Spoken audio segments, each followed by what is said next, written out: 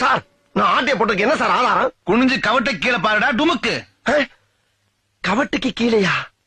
அங்க என்ன இருக்கு? மிளகா பொடி.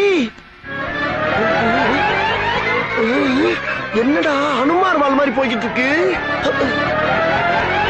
வாசலுக்கு வெளியிலயும் போது அப்ப அந்த வீட்டுல இருந்து இந்த வீட்டு வரைக்கும் போட்டிருக்கானா? அட புறம்போக்கு. வாடாங்க பிளீஸ். அண்ணே என்னடா இது? மிளகா அப்படின்னே. அது தெரியுதா ஈன? அந்த வீட்டுல மட்டும் போட்டு வாடானா என் வீடு வரைக்கும் போட்டு வந்திருக்க. இங்க என்ன மிளகா பச்சி போட போறியா? நான் தொழிலுக்கு புதுசுனே, என்ன மன்னிச்சிருங்கண்ணே. போய் தொலை.